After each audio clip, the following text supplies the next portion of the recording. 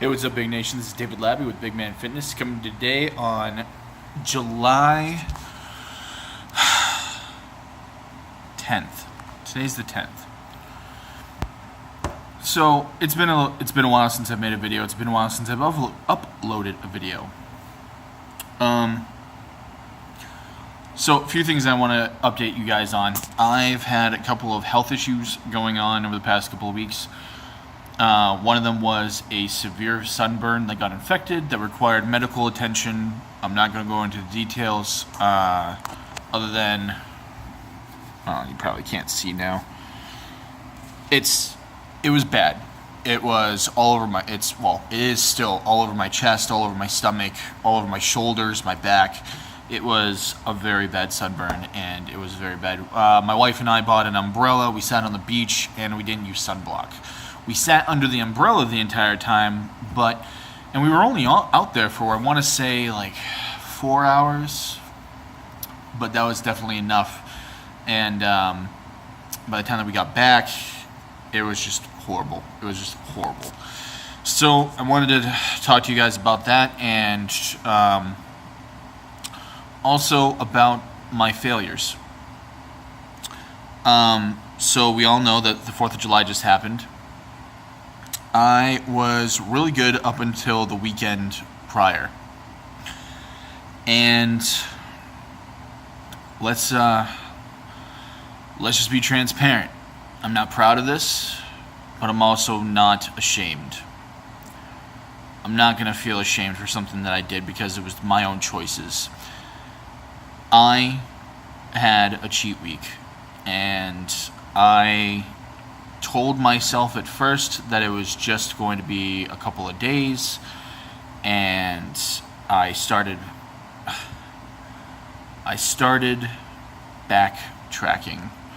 I don't know if that's the right word that I'm looking for. Backpedaling, yeah, something like that. I started sliding down a slippery slope, and I had to catch myself. I am now getting back on track with ketosis. I'm going straight for ketosis again, but I did have some glorious cheat meals. I'm not going to say that it was completely horrible. I did enjoy some of the meals, but here's the thing. When you start going up and down with ketosis, it's not really safe if you're trying to fluctuate back and forth. If you're going to be doing one or the other, then it's okay to have a cheat meal every now and then if you can handle that. I know that at this time, I can't handle the occasional cheat meal. I can handle a couple of days having a cheat or something like that. And maybe later on, I can handle more of a cheat meal, but I'm not at my goal yet, and I'm not in a maintenance state yet. And I was definitely not having a maintenance diet whatsoever. This was straight on cheating, and it was bad. It was... I can't say that I didn't enjoy what I had at the time, but, one thing that you will know, when you first have your cheat meal, you get violently sick. You will get sick. If you haven't been transitioned into it yet. If it's your first time having sugar, you're going to be overloaded. So what I did is I just try not to overdo it. I did have some epic cheat meals, don't get me wrong, but in consideration of like how cheat meals go, what my cheats used to be and what my cheats were now were much better. Before, I would go and I would buy an entire box of Devil Dogs, 2 bags of chips, a 2-liter of soda, and literally like 3 candy bars, 3 of the king-size candy bars, and that was one snack to have at night, right? That would be my midnight snack to gorge on with my buddies if I went out or anything like that, or if I, was gonna be up late binge watching shows or binge, playing video games or anything like that. It was bad. This time, it wasn't that bad. The worst cheat that I had is that I had an entire row of Oreos, of the Mega Stuffed Oreos, which is like, I think it's like 8 or 9 cookies, altogether, which in itself is bad. It's bad. But it's not as bad as eating the entire box, which used to be a normal thing for me. I would just go eat the entire thing of cookies and, that would be done. And it was easy for me. It was super easy for me. This time was a little bit better. So I was extremely happy about that. All in all, count your victories where you can, but also own up to your bull. I had some bullshit that was going on with me.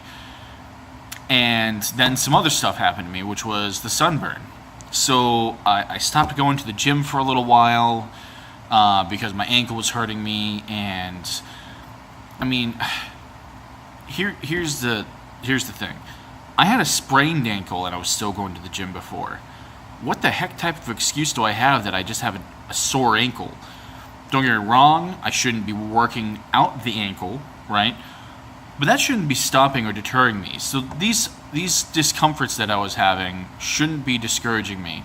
And then I got the sunburn. The sunburn stopped me right in my tracks because that was really bad. I did try to go to the gym the day after I got the sunburn. The sunburn only got worse over the next couple of days. So it stopped me right in my tracks. But I'm doing a lot better now, and I'm really happy about that. I'm getting back on track. Only time will tell. But I will be giving a weigh-in this weekend. As of right now, I want to give a quick update. I'm at 320 pounds. That's what 2 full weeks of binge eating will do when you're on ketosis. My lowest that I was at was 290, so I've gained 30 pounds in 2 weeks. Now, a lot of that I think has to do with the water weight, because I'm very bloated right now, very, very bloated. I won't even lie. I don't really like talking about that stuff. I'm not gonna lie. I mean, like, I don't know. I'm trying to get out of the mindset that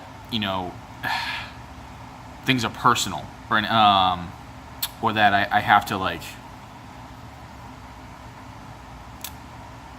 I don't know, be shy. People don't usually talk about their bodies. You kind of get what I'm saying? Like, you don't usually talk about your personal body and what you do. I don't know. That's pretty much where I stand right now. Is I'm trying to be more open and more transparent about things, and I just needed to let it out and let it be known. I meant to have my cheat day, but it turned into something more, and I let it get off track, and it sent me down into a downward spiral. But I'm not going to let 2 weeks stop me. That's the point. This is a journey, not a race. So I had a setback. Okay. Regroup, refocus, get it done. Do good. Do well. That's all you can do, is just do your best, forget the rest, just like Tony Horton says. And I'll be damned if I'm not going to keep on trying. I never said that. I did my best, and I did great for 3 months, 4 months. 4 months was great. I would say 2 months was really great out of the 4. I did really good. I'm happy about, don't get me wrong, I'm very proud of my accomplishment, because I did really good for 4 months. I did great for 2 months. So I think what I want to try and do is do better this time. And I've revamped it. I've revamped my exercise regimen. I've revamped my diet, my timing, and how I'm going to be approaching this. This is going to be a little bit different because I want this to be more of a bulking aspect. I want to build muscle, burn fat. And I'm not really going for a major weight this time, for major weight loss. But I am going to try and maximize fat burn and muscle building, which is going to be kind of like, usually you do one or the other really quickly. You can build muscle really fast, or you can burn fat really fast with ketosis. When you're trying to build muscle with ketosis and burn the fat at the same time, you can have both, but they're slower going. You can't optimize them both. You can optimize them both to the best of your capability, but if you try, there's a certain mid-level, there's a certain gradient scale, and you have to stay in the middle, right?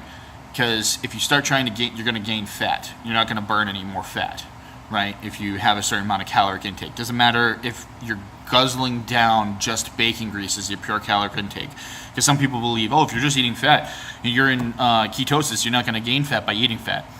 Caloric intake does play a part. It's very different. You still have to take in a lot more calories of fat in order to slow that down. But if you're eating nothing but fat, you're going to have more ketones in your body just taking up those triglycerides, not taking the triglycerides that are in your stored deposits. So you're just slowing yourself down. So the whole point is to try and maximize mitochondrial activity, maximizing ketone production, maximizing as I said, mitochondrial activity, microbial tears, regeneration, trying to optimize my health and my recovery as fast as possible, so that way my body is recovering as fast as it can, build and having an excess amount of proteins to build up those muscle fibers. There's technically two ways to build muscle. One is just to swell the muscle cell. The other one is to actually break down the muscle fibers itself into separate muscle fibers that keep on recreating itself. So making more muscle fibers, pretty much. That one's harder to do in terms of you have to be very, very consecutive with your training and your nutrition and allowing for recovery. So anyway, I'm going to leave you guys with that. I'm just going to keep trying and keep moving forward and doing the best that I can. But be informed, stay motivated, live big, guys. Who up?